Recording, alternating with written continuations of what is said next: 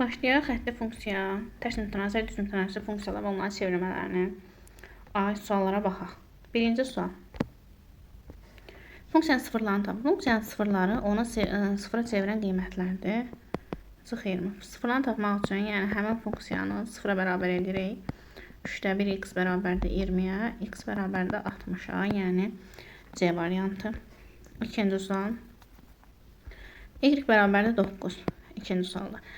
Funksiyanın sıfırlarını tapın. Bu funksiya baxır ki 9-a bərabərdir. Yəni bunu sıfıra bərabər eləyə bilmir. Çünki 9 sıfıra bərabər deyil. Ona görə bu funksiyanın sıfırları yoxdur. Yəni D variantı. Üçüncüyə baxırıq. Deməli, Y bərabərdir K böl X funksiyasının qrafiki D9 -3 üstə 1 nöqtəsindən keçirsə K-nı tapın. Yəni X-i 9-dan Y-i -3 1-dən keçir. Gətirib Y-i yenə -3 1 bərabərdir. K bölünsün X yenə 9. K-nı tapanda da çarpazı vursaq, -3 1 vur 9 olacaq -3. A bəndi. Keçirəm 4-cü suala. 4-cü sualda da deməli, Y bərabərdir K bölü X funksiyası B -25 və 5-də 1 nöqtəsindən keçir. K-nı tapın. Yenə X-i yenə -25, Y-i yenə 5-də 1 yazır. K bölünsün -25, çarpaz vuranda da K olur -5. Belə. Keçirəm 5-ci suala. 5-ci sualda K-nın hansı qiymətində Y bərabərdir K minus 2 böl X funksiyasının qrafiki A -3 və -7 nöqtəsindən keçir. Y-i yenə gətirib -7 qoyuram. -7 bərabərdir. K minus 2 bölünsün. X-i yenə də -3. Çarpaz vuranda K minus 2 bərabərdir 21-ə. K bərabərdir 23-ə. Bu deneyəcək D variantı. 6-cı suala baxaq. 6-cı sualda deyir ki, bucaq əmsalı, yəni K-sı -0.4 olan xətti funksiyanın qrafiki A -2,5 və 2,6 nöqtəsindən keçirsə onun tənlini yazın. Tənlini yazıram. Y bərabərdir Kx plus B. Burada Y-imiz 2,6 bərabərdir. K-mız -0.4 vurulsun. X-mız -2,5 üstə gəl B. Buradan B-ni tapsaq 2,6 üstə gəl. 0,4'ü deməli 10,4 vurulsun 10,25 bu şəkildə. B də bərabərdir 10,26 üstə gəl. 100, bu da 1 eləyir. 1, 2,6 üstə 1 olur 3,6. B-miz 3,6'dır. B-miz 3,6'dırsa gətirə funksiyanı bərpa edirəm. Y bərabərdir Kx plus B-dir. K-mız var -0.4x üstə gəl B-miz də 3,6. Deməli, əslində burada mən hesab səhv etdim. Deməli, mənfi buranı müsbət eləyir, burada da çıxma eləyir. Çıxma burada 1,6 eləyir. Bu da eləyəcək 1,6. O da C variantı. Deməli, baxıram 7-ci suala. Funksiya hansı xətti funksiyadır? Birinci baxırıq. Bu xətti funksiya deyil, məxrəcdə x var, məxrəcdə x var. Xətti funksiya Y bərabərdir Kx plus B formasındadır. Burada da məxrəcdə dəyişənəmdə x kvadratı var. Burada da məxrəcdə dəyişən var. Y bəndinə baxsaq, Y bəndində Y 5-də 1, x üstə gəl 3-də 1 şəklindədir. 8-ci suala keçirəm. 8-ci sualda deyir ki, xətti asıllığı müəyyən edin. Mərkəzdən keçir deyə, yəni koordinat başlanğıcından keçirsə bu Kx funksiyasıdır. K da demişdik ki, bərabərdir tan alfaya. Tan alfamızda, yəni bucağımız 60 olduğuna görə tan 60-a. K onda olur kök 3-ə. Onda Y bərabərdir Kx-a, K-nın yenə də kök 3 qoysaq kök 3x. Olacaq E bəndi. 9-cu suala baxıram. 9-cu sualda da yenə eyni qayda ilə yazırıq. Mərkəzdən keçir, 2-4-dən keçir. Deməli, 2-4-dən keçir, yəni yenə deməli koordinat başlanğıcından keçir. Kx funksiyasıdır və K bərabər tan alfaya, yəni tan 120-yə. Tan 120-də də ikinci rübüm uzadıya -60 olur. Yəni mənfi kök 3 olur. Buradan da deməli Y bərabər oldu mənfi kök 3 x-a. Bu şəkildə C variantı. Sonra gəlirik 10-cu suala. 10-cu sualda da deyir ki, Y bərabərdir Kx plus B xətti funksiyasına verilmiş funksiyanın K və B-nin işarəsini müəyyən edin. Baxsaq, öz nöqtələrinə deməli 1-3-dən keçirsə K müsbət, mənfi olan variantlar getdi. K müsbət, B-sinə baxırıq. B-si də Y mənfi hissəsinə deyir, B mənfi. K müsbət, B mənfi, B variantı. 11-ci suala baxıram. 11-ci sualda B-sinə baxsaq, B-si müsbətdir və qrafik 2-ci və 4-cü rübdən keçirsə, deməli bunun da K-sı mənfidir. K mənfi, B müsbət, D variantı. 12-ci suala baxıram. 12-ci sualda y bərabərdir kx plus b. Demək, funksiyasının qrafiki verilib. Birinci verilənləri qeyd edirəm. Verilənlər bu nöqtə bizim B nöqtəmizdir. B-miz 5-dir. Və bu nöqtədə -5 nöqtəsində x-də -5, y-i 0 olan nöqtədir. Və verilənləri aparıb hamısını yerinə yazıram. Deməli, bu bizim x-imizi göstərir, bu y-imiz. Y-imiz 0, k-mız yoxdur. X-imiz -5, üstəgəl b-imiz də 5. Buradan k bərabər olur 1-ə. K 1-dir, b də 5-dir. Cəmini istəyir bizdən. K üstəgəl b, 1 üstəgəl 5 olacaq 6. 13-cü suala baxıram. 13-cü sualda da deməli, y bərabərdir 5-də 3x plus 4. Düz xətti üzərində apsis ordinatına bərabər olan nöqtənin koordinatlarının cəmini tapın. Yəni, apsis ordinatına bərabər x y-ə bərabərdir. Burada birini yazaq. Məsələn, y-in yəni x yazıram. X bərabərdir 5-də 3x plus 4-də.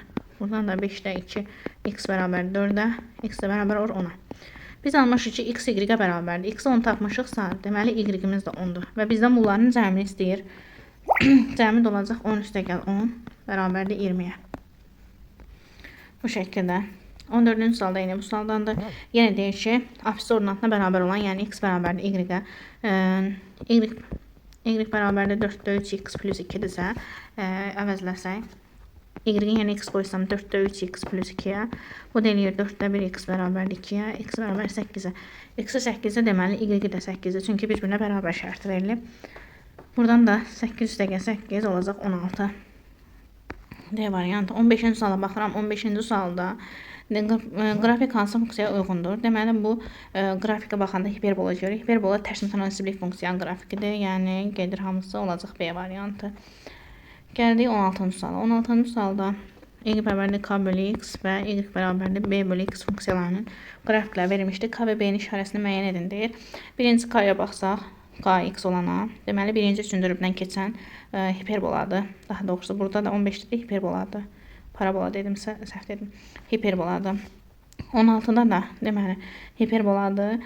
K bölü x birinci üçüncü rübdən keçir. Birinci və üçüncü rübdə yerləşirsə, deməli, k müsbətdir. B olana baxsaq, B olan da, baxırıq, ikinci və dördüncü rübdədə yerləşir. İkinci və dördüncü rübdədə yerləşir, deməli, B mənfidir. K-sı müsbət, B-si mənfi, C variantı. Və 17-ci suala baxıram. 17-ci sualda da baxsaq ki, deyir ki, K və B-nin işarəsini müəyyən edin. Deməli, hər ikisi ikinci və dördüncü rübdə yerləşir. Deməli, hər ikisi mənfidir. K da mənfidir, B də mənfidir. Bu şəkildə. 18-ci suala baxıram. Deməli, 18-də deyir ki, A sıfırdan kiçik, B sıfırdan kiçik. Yəni, hər ikisi mənfidir. Modul A kiçikdir modul B-də. Yəni, məsəl üçün deyək də, B mənfi 5-dirsə, A mənfi 3 demək istəyir. Çünki B-nin modulu A-nın modulundan böyükdür. Və y bərabərdir AX, y bərabərdir BX. Funksiyanın qrafikləri necə yerləşmişdir? Hər ikisi mənfidirsə, deməli, 1-3 olan var, birinci, üçüncü rüb çıxıram. 1-3-ü çıxıram. Deməli, A bəndə getdi, birinci, üçüncü rübdə hansı varsa çıxıram, D-də getdi, qaldıq C ilə E arasında. Çünki A və B yerləşməlidir ikinci, dördüncü rübdə. Deməli, qaldıq hansı variantlarda? C və E variantı arasında. İndi burada baxsaq ki, A mənfi 3-dür, B mənfi 5-dir. Yəni, A mənfi 3, B mənfi 5-dir. Baxın, mənfi 5, mənfi 3 olacaq C variantı. Məsələn, burada mənfi 5, C-də mənfi 3 olsun. Yəni, bu səhvdir. Çünki bizə deyir ki, B-nin modulu A-nın modulundan daha böyükdür. Ona görə buna C variantı uyğun gəlir. Baxıram 19-cu suala. 19-cu sualda da fx funksiyası sabit funksiyadır. Biz demişik ki, sabit funksiya dəyişəni olmayan funksiyadır. Yəni, fx bərabərdir, məsəl üçün 5, fx bərabərdir 3. Bunlar sabit funksiyadır. Burada x-in yerinə nə qədər ədəd versə də, həmin funksiyanın qiyməti 5-ə bərabərdir. Yəni, dəyişmir, sabit olaraq qalır. Yine burada bizə deyir ki, fx sabit funksiyadırsa, f1 vur f3 vur f9 bərabərdir mənfi 27. Sabit funksiya dəyişməyən funksiyadır. Yəni, bunların hamısı bir-birinə bərabər olur. f1 də, f3 də, f9 da bir-birinə bərabər olur. Və mənfi 27-yə bərabərdirsə, deməli, bunların hər birinin qiyməti mənfi 3-dür. Mənfi 3. Yəni, bizim fx sabit funksiyamızın qiyməti oldu mənfi 3. Və f64 istəyir. f64. Biz dedik ki, x-in yerinə nə yazsaq da, funksiyanın qiyməti dəyişmir. Yəni, bu da olacaq mənfi 3. C variantı. Keçirəm 20-ci suala. 20-ci sualda yazıq. Fx bərabərdir. A minus 3-ün x kvadrat. Üstə gəl B minus 4 x. Üstə gəl 2A, üstə gəl 3B. sabit funksiya olarsa, sabit funksiya dedi nə deməkdir? Dəyişəni olmayan funksiya. Yəni bu funksiyanın sabit funksiya olması üçün x kvadratın əmsalda 0 olmalıdır, x-in əmsalda 0 olmalıdır. A minus 3 bərabər 0-dırsa A olur 3. Sonra B minus 4 bərabər 0-dırsa B olur 4. Onda deməli bizim fx-imiz olacaq 0 üstəgəl 0 üstəgəl 2A plus 3B. Bunu da hesablasaq A-nın B-nin qiyməti yenə yazsaq. 2 vur 3 üstəgəl 3 vur 4.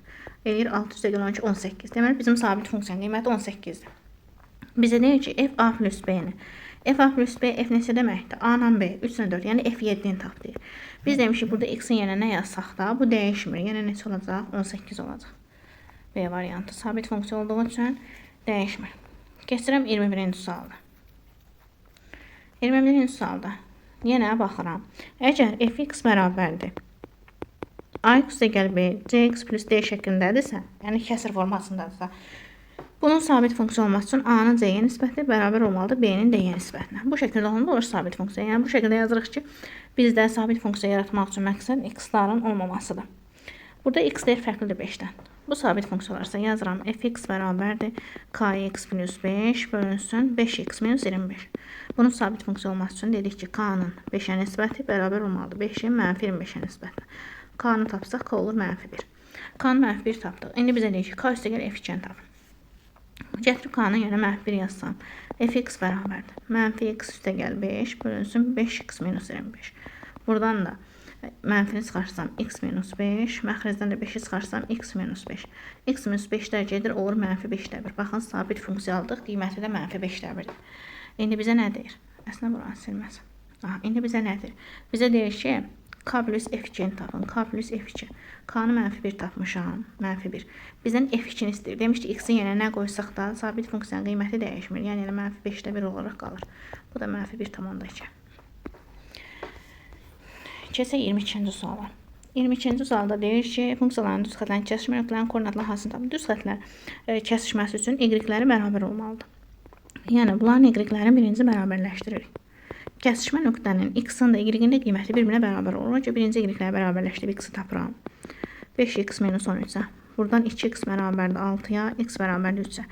X-i 3 tapdıq. Deməli, kəsişmə nöqtənin x-i 3-də gətirib birində yerinə qoyub y-yi tapıram. Məsəl üçün birincisi də qoyuram. 3x minus 7-də x-i yəni 3 qoysam, olur 2. Deməli, bunların kəsişmə nöqtəsinin koordinatları x-i 3-də, y-i 2-də. Bunların da hasili 3 vur 2 olacaq 6. 23-cü suala baxıram.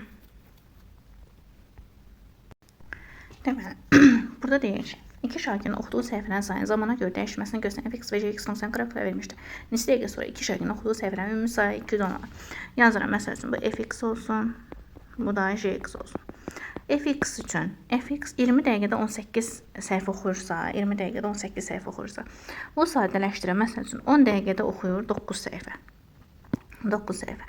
Gx 30 dəqiqədə 15 səhifə oxuyursa, 10 dəqiqədə 15 bölü 5 səhifə oxuyacaq. Deməli, bu ikisi birlikdə 10 dəqiqədə oxuyurlar 9 üstəgəl 5, 14 səhifə. Onda bu ikisi birlikdə deyil, 210 səhifəni neçə dəqiqəyə oxuyar? Yazıram x dəqiqə. X bərabərdir 210 vur 10 bölü 14. 7 x sayı gedir 2, 30, 300.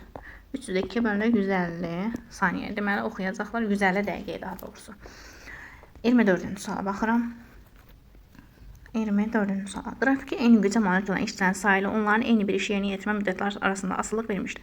20 işçi həmin işi neçə günə yerinə yetirər? Deməli yazıram.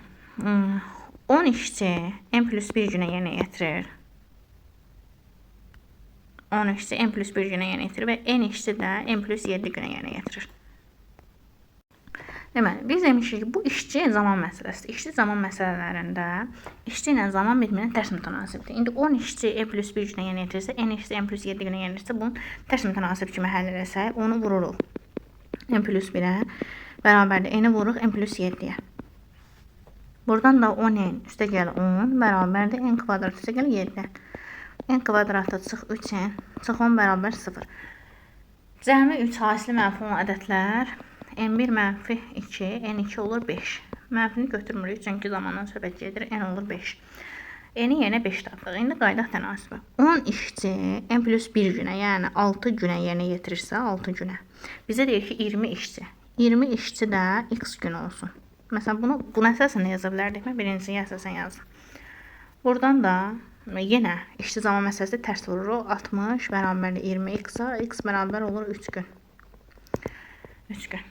Keçirəm 25-ci suala. 25-də. Deyir ki, funksiyanın qrafiki ortadoxunu mənfi hissədə kəsir. Birinci baxırıq funksiya hansı funksiyadır? Y bərabərdir 2ax, üstə gəlir 3a kvadratı, çıx 14-a. Baxırıq x-a, x-in xətti funksiyadır, yəni bu y bərabərdir kx plus b funksiyasıdır. Ordinat oxunu mənfi hissədə kəsməsi üçün biz demişdik b-si nə olmalıdır? B-si mənfi olmalıdır. Yəni bir funksiyanın ordinat oxunu mənfi hissədə kəsməsi üçün deməli bunun b-si y-in mənfi hissəsinə yerləşməlidir. K-sı həm 1-3-dən keçirəm 2-4-dən. K müsbət də olar, mənfi də olar. Yəni K-nın bir önəmi yoxdur. Əsas odur ki, b-miz nə olsun? B-miz mənfi olsun. Bizdə də b-nin əvəzində duran hissə bu hissədir. Yəni 3a kvadratı çıx 14-a. Kiçik olmalı 0-dan. Burada da a-nı çıxarsam 3a çıx 14 kiçikdir 0-dan qeyd edirəm 0-ı, bir də 14 böl 3-ü.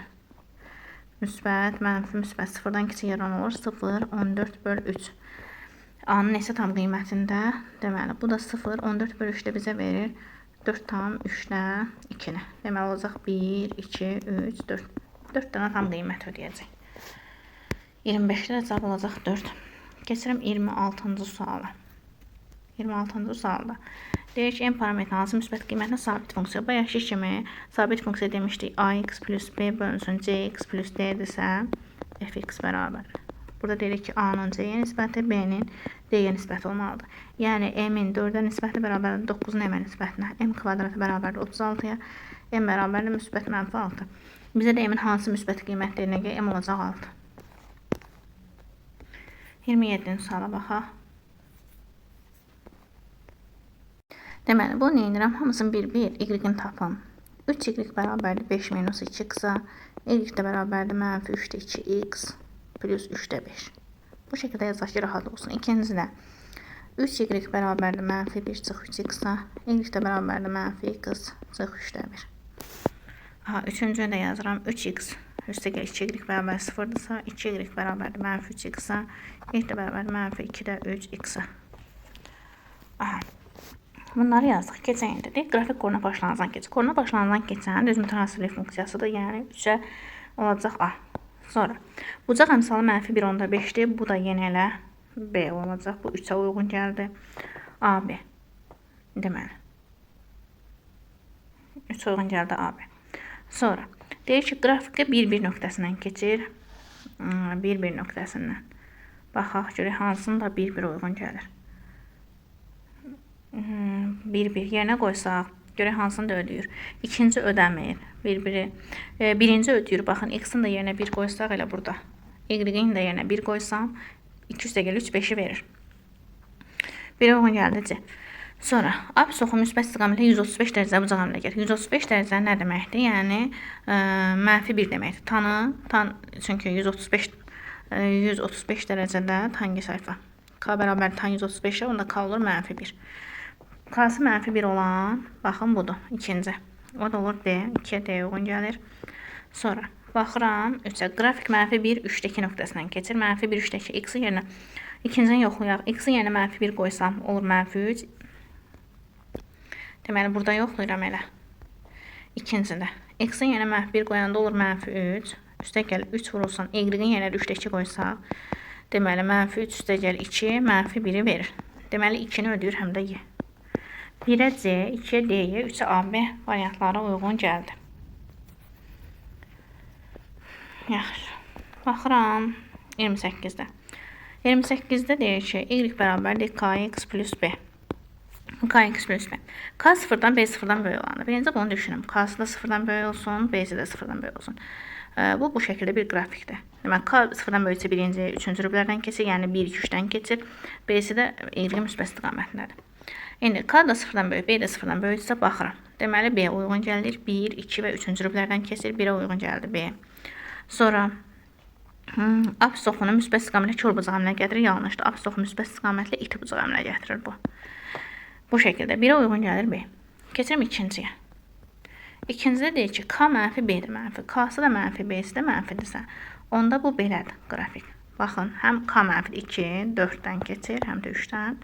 B də mənfidirsə, y mənfi istiqamətində yerləşir. Buna baxsaq, deməli bu hardan keçir? İkinci və dördüncü rubin tənböləni səhvdir. Tənbölən olanda nə etməlidir? Tənbölən olanda koordinat başlanğıcından keçməlidir. Sonra deyək ki, 2, 3 və 4-cü rublərdən keçir, düzdür. 2-yə uyğun gəlir D bəndi. 2, 3 və 4-cü rublərdən keçir. Deyir ki, apsis oxu müsbət istiqam kör bucağı əmələ gətirir. Bu da düzdür. Baxın, bu apsis oxudur. Bu da qrafikimizdir. Bundan kör bucağı əmələ gətirir. Deməli, olacaq həm də Y. 2-yə uyğun gəldi D ilə Y. Bu da bu şəkildə. Və üçüncünü yoxlayıram. Üçüncünü. 2-yə uyğun gəldi D, Y və üçüncüyə baxaq. Üçüncüdə deyək, K1, B0 olduqda. K-sı 1, B-si 0 olduqda. Yəni, B-si yoxdur. K-sı da 1-dir. Müsbət 1-dir. Bu şəkildə qrafikdir. Baxın, burada 45 dərəcə yaradır. Çünki tan 45 dərəcədə, tan 45-də 1-dir. Və B-si yox nə deməkdir? Koordinat başlanğıcından keçir. İndi baxın, burada deyir ki, hansı birinci və üçüncü rubin tənbölənində baxın. Birinci rub, üçüncü rub. Düzdür, tənbölənində 3-ə də uyğun gəldi A. Və S. K mənfi 1 olsaydı, onda 2 və 4-ün tənböləni olacaqdı. 25-ci sualda yenə eyni bunun kimi eynidir. Burada bir dənə K mənfi 1 0-dır. Bu da 2 və 4-ün tənböləni olacaq. B variantı. Bunu da siz özünüz araşdırarsınız. 30-cu suala baxıram. Deməli, hovuzu doldurmaq üçün istifadə ilə A kranından. A kranı doldurmaq üçündür. Boşaltmaq üçün istifadə edən B kranı. B də boşaltmaq üçün istifadə edən. Zamandan asılı qrafik vermişdir. Hər iki kran eyni zamanda açılarsa, 8 saat açıq qalarsa, həcmi 50 metr kub olan boş hovuz neçə faizi su ilə dolar? Baxın, A kranı 2 saatda 2 saat aşağıdan yazıram. A kranı 2 saata 18 metr kubu doldurursa, onda 1 saata 9 metr kubu. Deməli, A kranı 1 saata 9 metr kubu doldurur. İndi B kranına baxıram. B kranı 3 saata 15 metr kubu boşaldırsa, 15 metr kubu boşaldırsa, onda 1 saata 5 metr kubu boşaldacaq. Düzdür. Bu da 1 saata 5 metr kubu boşaldır.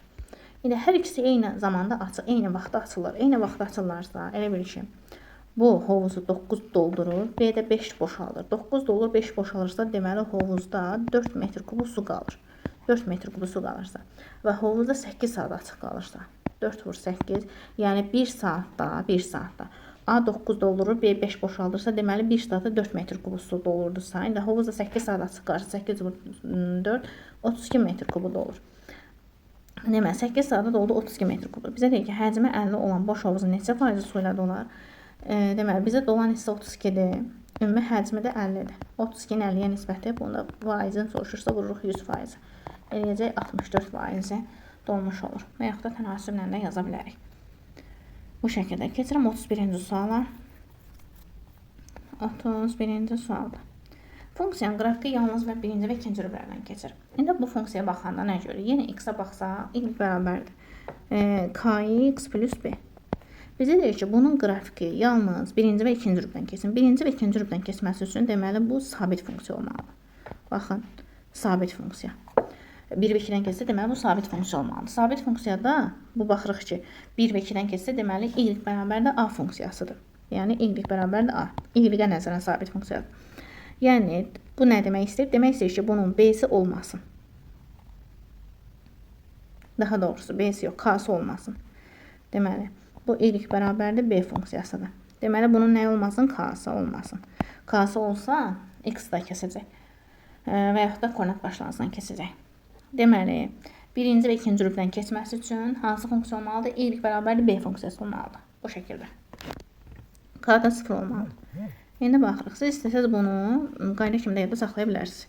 Y bərabərdə kx plus b funksiyası üçün birinci və ikinci rublərdən keçirsə, deməli bunun k-sı bərabərdə 0 olmalıdır. Yəni y bərabərdə b funksiyası birinci və ikinci rublərdən keçir. Və y bərabərdə mənfi b funksiyası da mənfi b-də 3 və 4-cü rublərdən keçəcək. 4-cü rublərdən keçəcək. Bu şəkildə bunu qayda kimi yadda saxlaya bilərsiniz. Yəni keçirən funksiya. Deməli, dedik nə olmalıdır? K0 olmalıdır. Bunun k-sı nədir? A kvadratı çıx 10a plus 16 bərabər olmalıdır 0-a. Kökləri cəmi. Deməli, kökləri cəmi olmalıdır 10, hasili 16. Cəmi 10, hasili 16 olur 2 və 8. 2 və 8. Bu şəkildə 2 və 8. Aha. Yəni biz baxırıq ki, bir də bunu biraz da ümumiləşdirsəm. Baxın, burada 2 dənə qiymət aldıq. Qaydanı biraz daha ümumiləşdirirəm. Qaydanı biraz daha ümumiləşdirirəm sizin üçün. Biz dedik ki, qrafiklə göstərirəm. Bir dəqiqə bu isə hələ ki silim. Yalnız deyil ki, bu x olsun, bu y. Yalnız deyil 1 və 2-dən keçsin, birinci rüb və ikinci rübdən keçsin. Bu nə deməkdir? Yalnız 1-dən 2-dən keçməsi üçün k 0 olmalıdır, b də müsbət olmalıdır. B-ni müsbət şərtinə nəzərə alaq. Çünki b müsbət olan hissədə yuxarı istiqamətində. Sonra bu oldu birinci və ikinci rübdən keçmə şərti. Bunu qayda kimi qeyd edək. Sonra 3 və 4-dən isə, bu zamanda k 0, b də kiçik olmalıdır 0-dan. Bu şərt ödənməlidir. Bu da 3 və 4. İndi bizdə 1 və 2 dediyinə görə qaydıram təzədən deməli funksiyamıza. Dedik ki, k-sa 0 olmalıdır. Yəni a kvadratı çıx 10a plus 16 bərabər olmalıdır 0. Və b-si də müsbət olmalıdır. Yəni 9 minus a kvadratı böyük olmalıdır 0-dan. Bu ikisini həll edirəm. Birinci tənliyə əsasən mən tapıram nə? A-mı 2 tapdım, A1, A2 də 8 tapdım. 2 və 8. İndi baxaq ki, bunlardan hansı bu bərabərsiz ödəyir? 2-nə qoysam, 9-dan 4 çıxanda müsbət, bu ödəyir. 8-i qoysam, 9-dan 64 çıxanda mənfi olur, bu ödəmir. Deməli, A-nın 2 qiymətində. Getirəm 32-ci suala. 32-ci sualda da deyir ki, bizə funksiyanın qrafiki yalnız 3 və 4-dən keçir. Baxın, bu bayaq ki, yalnız 3 və 4-dən keçirsə, elə bir qrafik bu şəkildə olmalı. Bu şəkildədirsə, yenə K0, B mənfi olmalıdır ama. B mənfi. İndi baxaq. Bunun K-sına, yəni A kvadratı çıx 8A plus 15 bərabər olmalıdır 0-a. A1, A2 hesablayarıq və A kvadratı çıx 16 da kiçik olmalı 0-dan. İndi baxaq, cəmi 8 hasil 15 öndətlər A1, 3, A2, 5. Düzü 3 ilə 5. Baxaq görə hansı bu bərabərsizlik ödəyir? Yəni B mənfi olmalıdır bizdə. 3-ü qoysaq 9-dan 16 çıxanda mənfi ödəyir. 5-i qoysaq 25-dən 16 müsbət ödəmir. Bu ödəmir. Deməli, ödəyən A-nın 3 qiyməti oldu. Keçirəm 33-cü sualı. 33-cü sualındakı funksiyanın qrafikinə əsasən M parametrini ala biləcək tam qiymətlərin cəmini tapın. Funksiyanın qrafikinə baxanda biz nə görürük? Görürük ki, bunun B-si müsbətdir. K-sına baxsaq, K keçib 1-dən və 3-dən. Deməli, K da müsbətdir. K da müsbətdir, B də müsbətdir yazaq. K-sının yerində durur 4M çıx M kvadrat üstə gəl 12 böyük 0-dan. B-nin yerində durur 10M çıx M kvadrat çıx 16, bu da böyük 0-dan. Bu iki tane bərabərsizliyi həll eləyək. Buradan alınır ki, M kvadratı mənfiyə vursam, çıx 4M, çıx 12, kiçik olur 0-dan və M kvadratı çıx 10M, üstə gəl 16, kiçikdir 0-dan.